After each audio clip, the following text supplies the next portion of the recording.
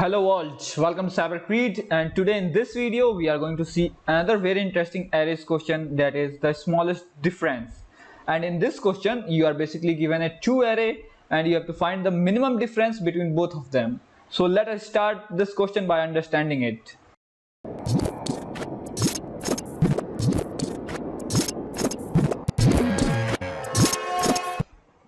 Okay, so first of all let us basically read our question.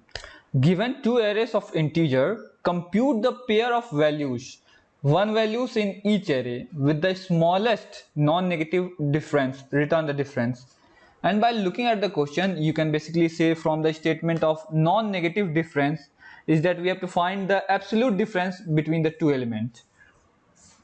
And as seen in this example of input 1a and b, we are given two arrays, one is a and one is b. And in the first array we have element 1, 3, 15, 11 and 2. And in the second array we have our elements 23, 127, 235, 19 and 8. So what we have to do, we have to just take the element, like we have to find the difference between first array and the second array, like difference between 23 and 1, we have to find the absolute difference, so we don't have to bother about the negative indexing. So let us try to understand this question much further. So first of all we will take our element like 1 minus 23 and we will compute the difference. So here the difference will be 22. And then we will jump to our next element, like from 3 and 23, so we'll find the difference, and here the difference will be 20. So we are going to keep on finding the difference between all the elements, like for 123, 127, 1 to 35, and we have to find the minimum of them. Like we discovered 22, here we found 20, but we need to find the smallest one. So here in this case the smallest comes to be of 11 and 8. So when we took this 11 and then we took this 8, then the difference will be from 11 minus 8, the difference comes to be just 3. So this is the smallest difference among all of them, and that is why we are going to pick this up and we are going to return this 3 as an answer. And to make things more clear, let us take one more example, that is basically 10, 5 and 40. And the next array is our 50, 90 and 80.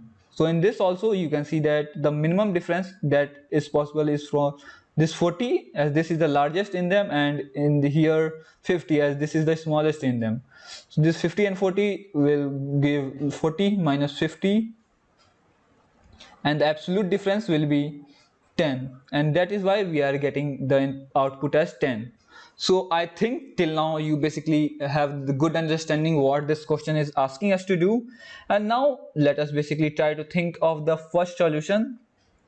So the first cut solution will be the brute force solution for this problem, in which we are basically going to generate all the possible pairs that is possible using this both array. Like first we are going through loop to this array. So in this short example let me explain. So first we will take this 10 and 50. So we are going to keep on making pairs of 10 and 50, then we will create the pair of 10 and 90, then we will create the pair of 10 and 80, then we are going to create the pair of, we will do the same with 5 and 550, 590, and we are just going to keep on doing with all these elements here. So by this algorithm we are basically trying to generate all the possible combinations of this. So it will basically take m into n time complexity, where m is the length of our first array and n is the length of our second array.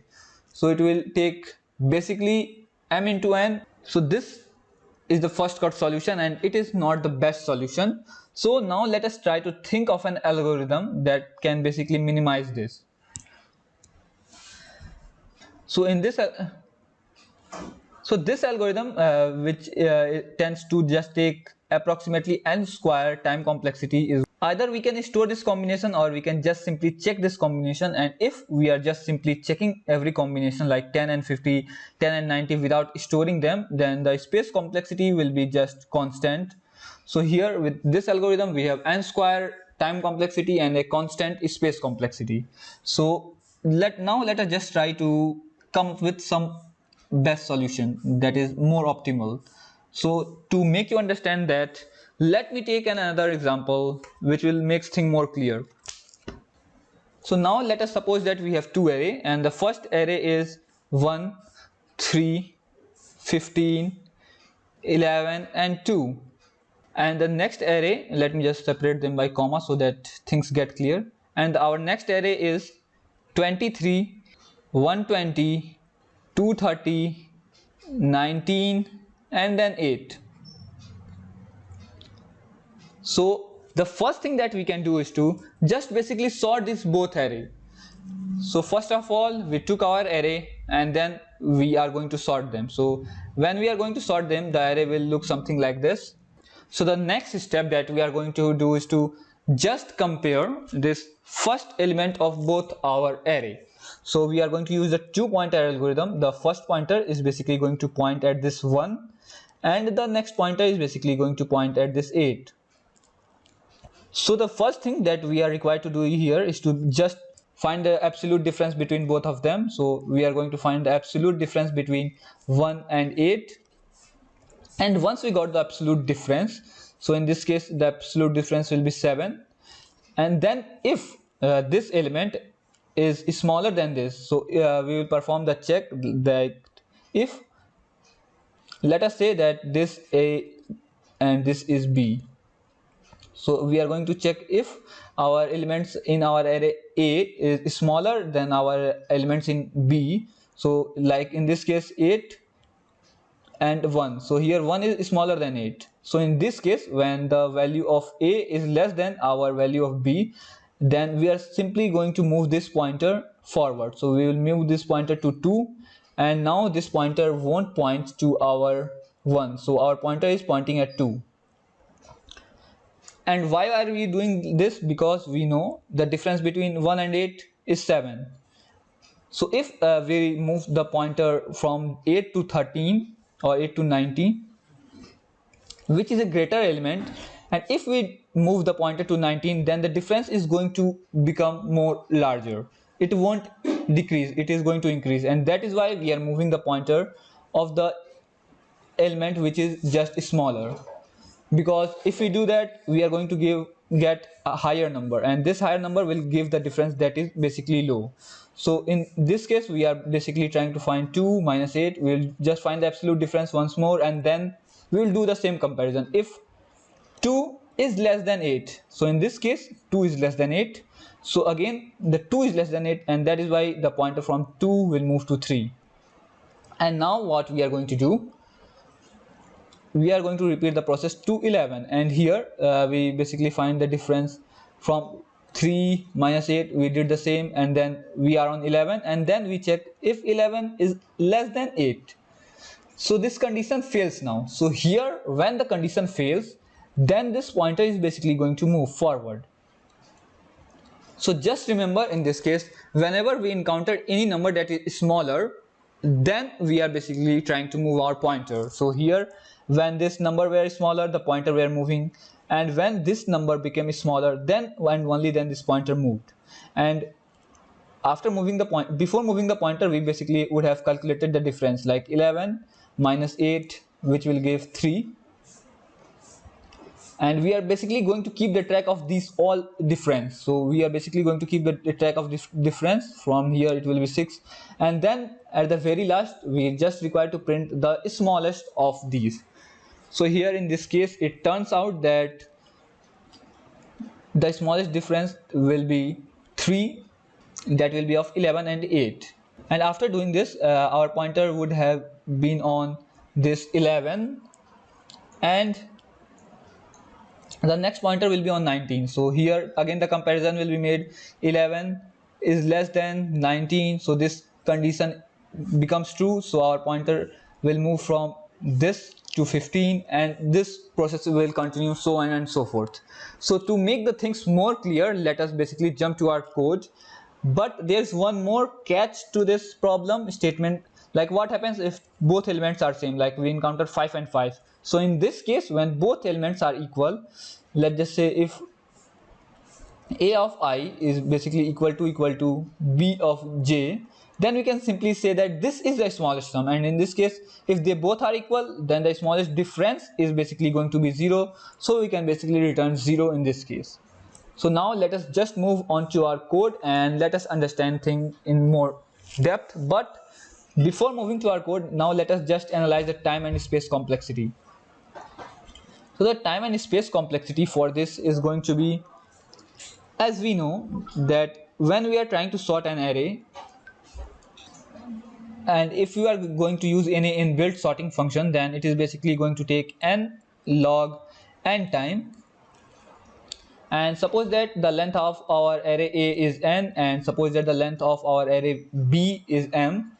So sorting this array is going to take n log n times, and again sorting the another array is basically going to take m log m time.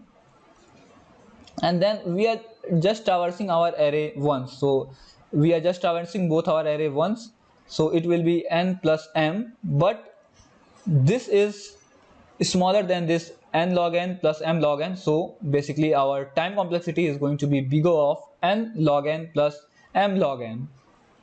So this is our time complexity. And what is our space complexity? So in this case we are not using any extra space, we are just calculating a constant space in which we are basically finding the difference, and we are going to keep the track of the minimum difference.